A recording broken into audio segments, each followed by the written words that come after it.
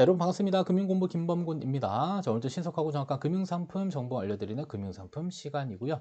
자, 이번 시간 주제는 ISA 계좌 혹은 연금저축에서 우리가 국내 상장 미국 채권 ETF를 투자를 할 수가 있습니다. 그래서 우리나라에 상장되어져 있는 미국 채권 ETF를 몽땅 다 한번 정리를 해봤고요.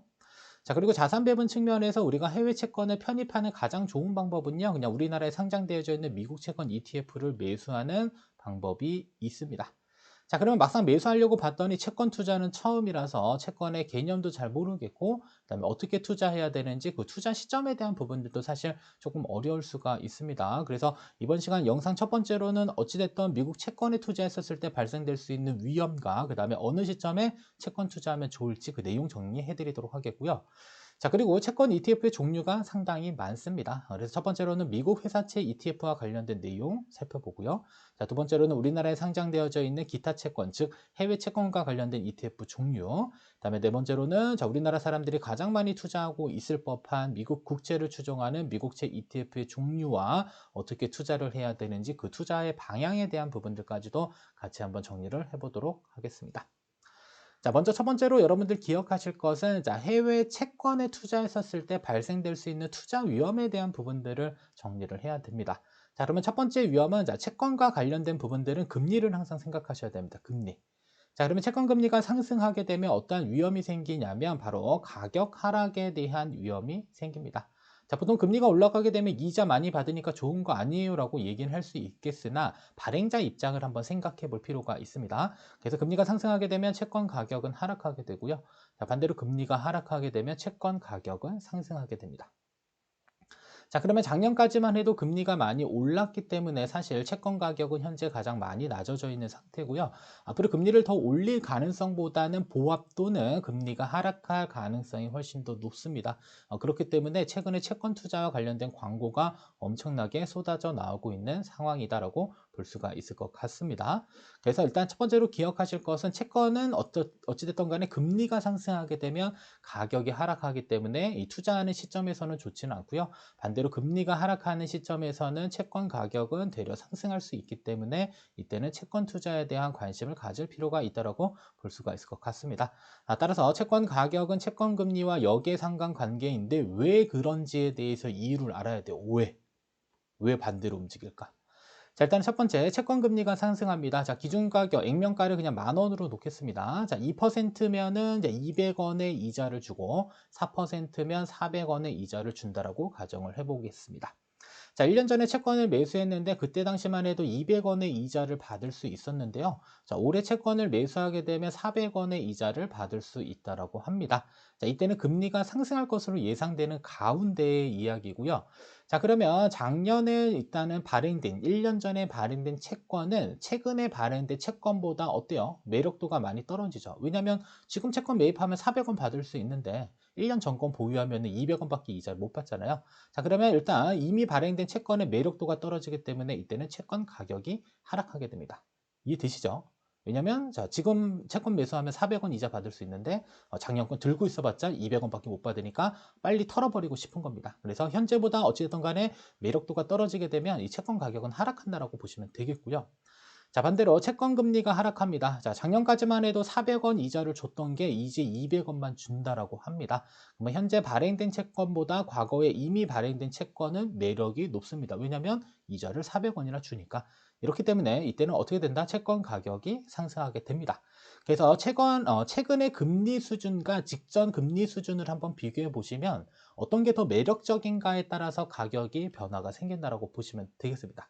됐죠? 따라서 채권 금리가 상승하게 되면 이미 발행된 채권은 매력도가 떨어지기 때문에 채권 가격은 하락하게 되고요. 그다음에 채권 금리가 하락하게 되면 이미 발행된 채권의 매력도가 올라가기 때문에 채권 가격은 상승한다라고 보시면 되겠습니다.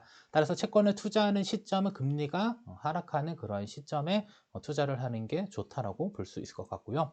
자, 두 번째로는 국내 채권이 아닌 해외 채권이기 때문에 환율 변동 위험에 대한 부분들도 신경 써야 됩니다. 그래서 우리가 ETF 상품을 투자할 때도 환율 변동 위험에 대한 부분들 고려하셔야 됩니다. 그래서 투자 당시 환율과 비교해서 환율이 상승하면 이익이 생겨요. 환차익이 생기고요. 그다음에 투자 당시 환율과 비교해서 환율이 하락하게 되면 손실이 생깁니다. 이때는 환차손. 자, 그러면 현재 촬영일 기준으로 한 환율이 1,310원대란 말이에요. 자, 높을까요? 나쁠까요? 개인적인 생각으로는 높은 편입니다. 자, 높다. 그럼 내가 지금 들어갔었을 때 환율이 미친 듯이 떨어졌다. 그러면 손실이 발생될 수가 있는 부분이 되겠죠. 그죠? 그러면 이러한 환율 변동 위험까지 일단은 살짝 고려한 형태의 투자가 필요하다고 볼 수가 있습니다.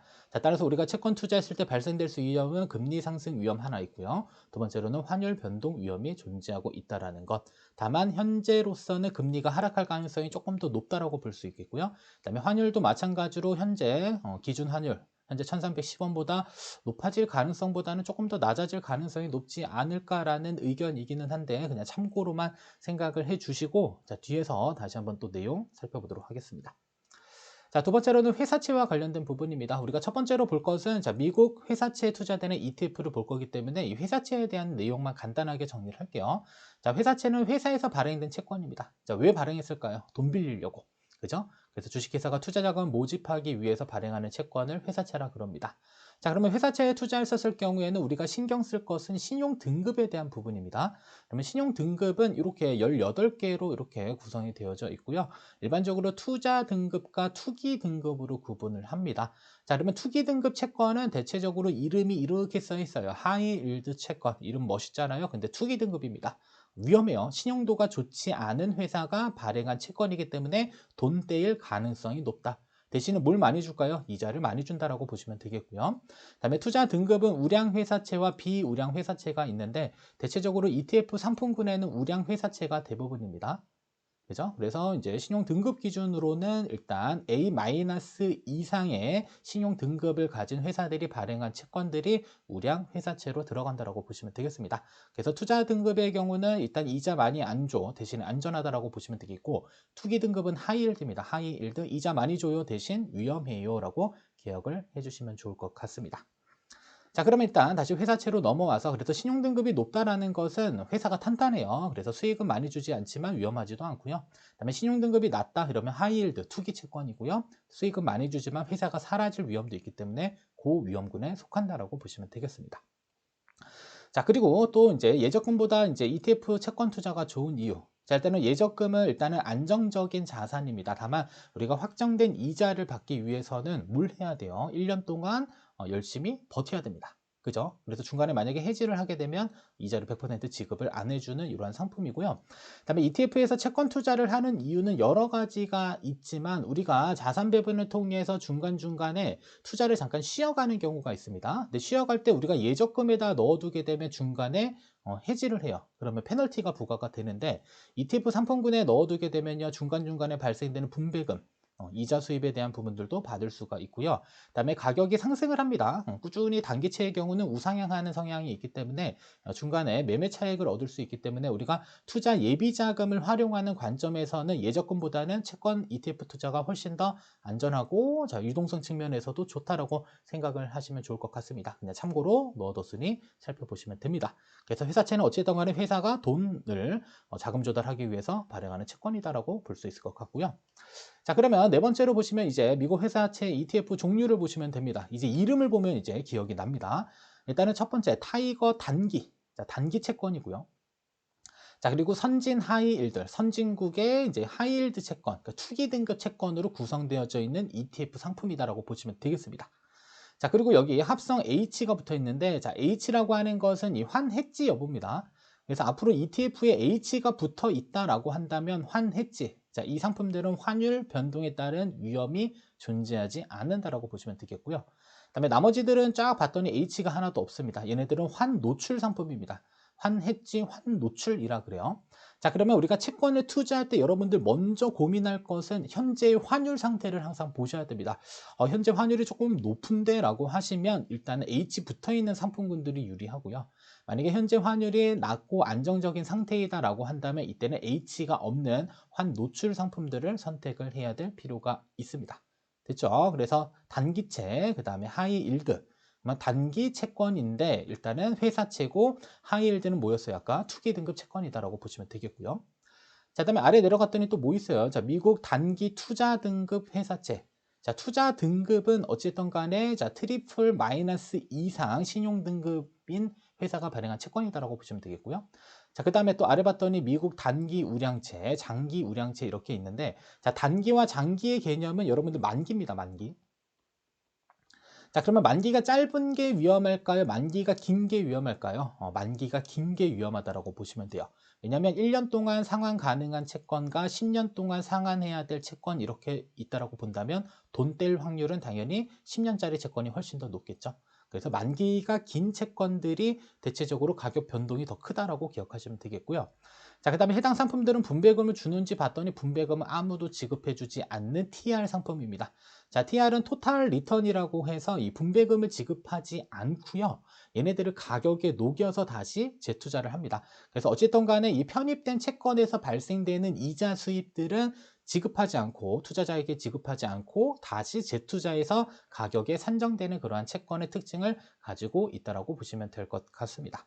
됐죠? 자, 그러면 이 회사채를 가지고 우리가 포트폴리오를 한번 구성해 본다라고 한다면 이 하이힐드 채권은 여러분들 마음속에 주식과 동일하다라고 정리하시면 됩니다. 그래서 대체적으로 이 투자 등기, 그러니까 투기 등급 채권인 이 하이힐드 채권은 자, 일단은 자, 주식 시장이 폭락한 이후 그 다음 경기가 회복될 때가 매매 타이밍입니다. 대체로 폭락장 이후에 그 다음에 수익이 좋았다라고 보시면 될 것 같고요. 그래서 대체적으로 주식이랑 동일하다라고 보시면 되겠고요. 그다음에 투자 등급의 경우는 경기가 안 좋을 때가 매매 타이밍입니다. 경기가 안 좋으면 경기 부양을 한다라고 해서 금리를 어떻게 할까요? 인하시킨다. 자, 금리가 인하되게 되면 앞으로 채권 가격은 오를 가능성이 있다라고 볼 수 있기 때문에 이 투기 등급 하이힐드 채권은 폭락한 다음에 회복 단계에서 투자 적기다라고 보시면 되겠고, 그다음에 이 투자 등급 채권의 경우는 경기가 좋지 않을 때, 그죠? 경기 부양으로 금리 인하기 때문에 이때는 채권 가격이 상승할 가능성이 높다라고 볼 수 있는 것입니다. 그래서 일단 회사채 관련돼서는 일단 단기 하이힐드 채권이 있고요. 그다음에 투자 등급, 그다음에 우량 회사채 이런 식으로 해서 포트폴리오를 구성하는 데는 딱 적당한 수준의 종목들이 상장이 되어져 있습니다. 그래서 이렇게 네 종목이 있고요. 자, 그다음에 토탈 리턴은 방금 설명해 드렸습니다. 원래는 분배금을 줘야 돼요. 채권 투자하면 발생되는 이자를 주는데 중요한 것은 직접 지급하지 않고 이 ETF 상품에 그냥 녹여가지고 재투자한다라고 보시면 되겠습니다. 그래서 채권 가격이 이렇게 우상향하는 형태가 된다라고 볼 수 있을 것 같고요. 자, 다만 또 한 가지 기억하실 것은 자, 일단은 일반 채권에 우리가 분배금을 일단 지급하게 되면 뭘 뗄까요? 배당소득세를 뗍니다. 15.4% 세금 떼는데 자, TR ETF의 경우는 일단 분배금에 대한 세금은 떼지는 않습니다. 다만 단점이 하나 있어요. 바로 매매 차익에 대한 과세가 있습니다. 따라서 매도할 때 보유 기간에 따른 과세가 있기 때문에 세금을 부담해야 된다. 근데 일단 이런 복잡한 내용보다는 일단 TR 붙어 있다. 분배금에 TR이 붙어 있다라고 한다면 여러분들 TR은 분배금을 지급하지 않고 재투자하는 이러한 ETF 상품군이다라는 점을 잘 보시면 되겠고요. 자, 두 번째로는 합성이라고 붙어 있는 것들이 있습니다. 합성 ETF가 있는데 잘 때는 ETF 상품은 어디에서 만드냐면 자산 운용사에서 운용하는 것이 일반적인데 이러한 합성 ETF의 경우는 이 자산 운용사에서 운용하지 않고 운용을 위탁합니다. 그래서 보통 어디에다 위탁하냐? 바로 증권사에다 위탁한다라고 보시면 돼요. 그래서 합성 ETF는 운용사에서 운용하지 않고 증권사에서 운용을 하기 때문에 운용사에서 발생되는 운용 수수료를 되려 증권사에게 지급하는 구조가 되어져 있고요. 그리고 일반 상품보다는 어쨌든 간에 거래 수수료가 높다라고 보시면 되겠습니다. 그래서 자산 운용사에서 잘 알지 못하는 기초 자산에 대한 부분들은 직접 운용하지 않고 그냥 위탁하는 형태의 ETF 상품은 모두 다 합성자가 들어 있다라고 보시면 될 것 같고요. 아까도 상품에 여기 뭐가 붙어 있어요? 합성이라고 하는 게 붙어 있죠.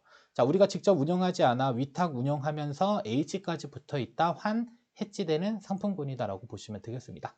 그리고 분배금 지급되지 않으면 대체적으로 TR, 토탈 리턴 상품이고 토탈 리턴은 분배금 지급 안 하고 뭐한다? 재투자해서 가격에 녹여주기 때문에 지속적으로 우상향하는 형태의 그림이 그려진다라고 볼 수가 있습니다. 됐죠?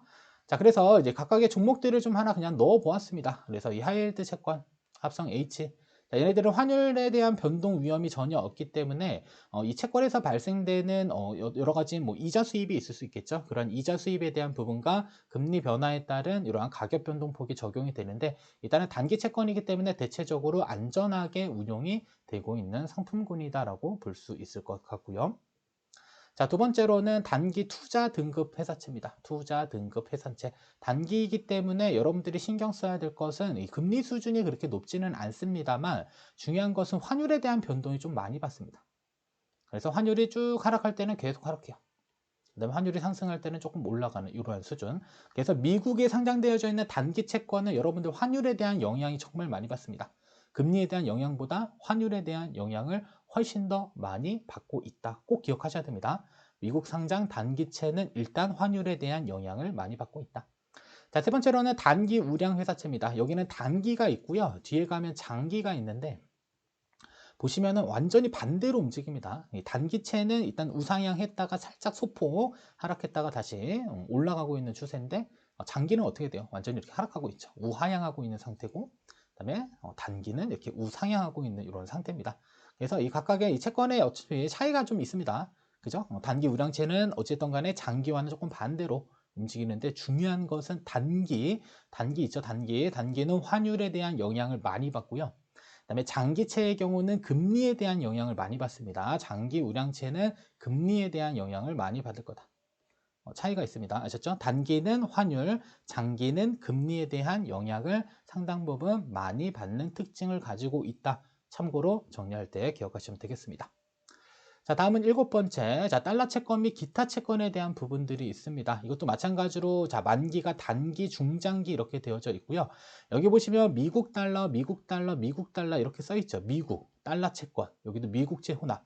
자, 이렇게 미국자가 써 있으면 일단은 환율에 대한 영향을 받습니다. 그래서 이 단기 채권은 제가 봤을 때는 금리 영향보다는 환율에 대한 영향이 훨씬 더 커요. 그래서 환 해지가 되냐 되지 않느냐의 여부를 좀 살펴봐야 되는데 일단은 단기 채권 중에 일단은 환 해지되는 상품은 이 상품만 있습니다. 현재. 자, 미국 종합채권 관련된 거 하나만 일단 환 해지 상품이고요. 나머지는 다 환 노출 상품이고 자, 분배금 지급에 있어서는 일단은 분배금 지급해 주는 게 일단 타이거 미국 달러 단기 채권 액티브는 분배금을 지급하는데 수준이 형편이 없습니다. 2022년 기준으로 100원을 줬더라고요. 그죠? 썩 분배금 지급에 있어서는 좀 매력적이지 않은 그러한 상품군이었다라고 보시면 되겠고요. 그다음에 중장기적으로는 뭐 신흥국 채권, 그래서 아시아 달러 채권 플러스. 자, 아시아의 이제 채권들인데 중요한 것은 달러로 투자되기 때문에 환율 변동 위험과 자, 중장기 채권이기 때문에 금리에 대한 변동 있을 수 있다라고 보시면 되겠고, 흔히 말하는 중장기는 만기가 10년 이상부터 시작된다라고 보시면 되겠습니다.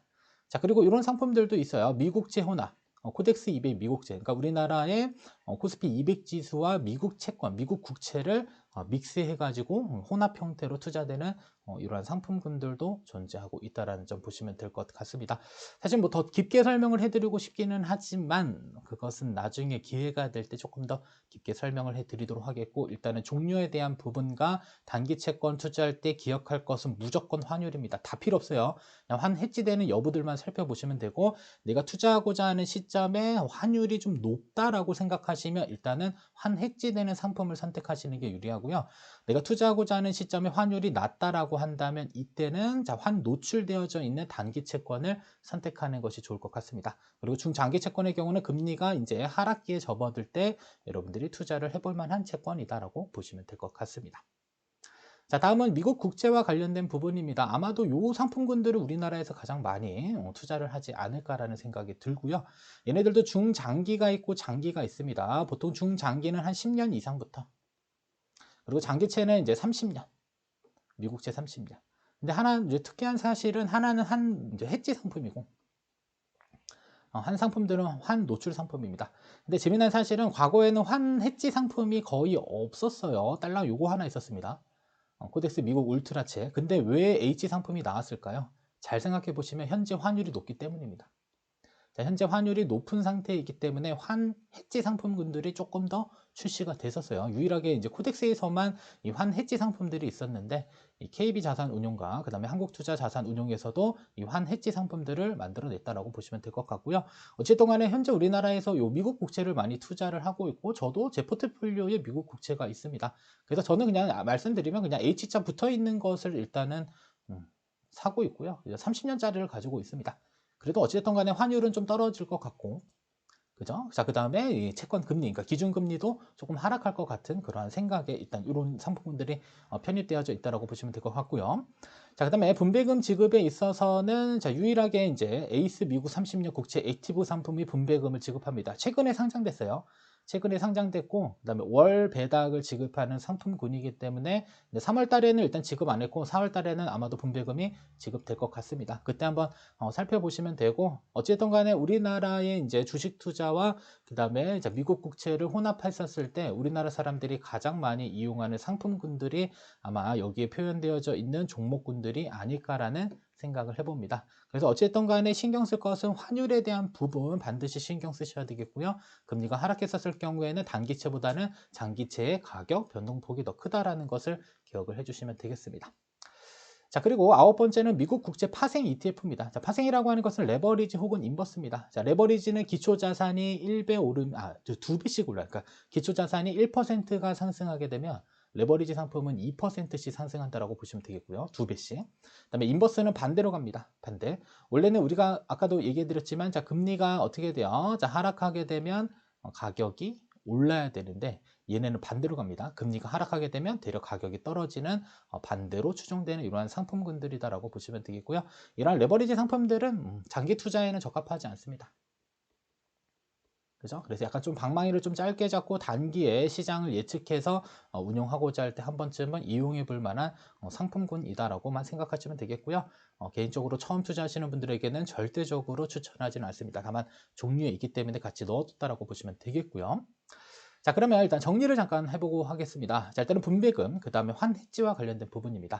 자, 일단은 분배금을 지급받을 수 있는 일단 자, 미국채 관련 ETF는 두 개가 있었습니다. 그래서 하나는 타이거에서 만든 자, 미국 달러 단기 채권 액티브가 있는데 준다고는 했는데 어찌됐든 2022년 거 봤더니요 100원 지급했다.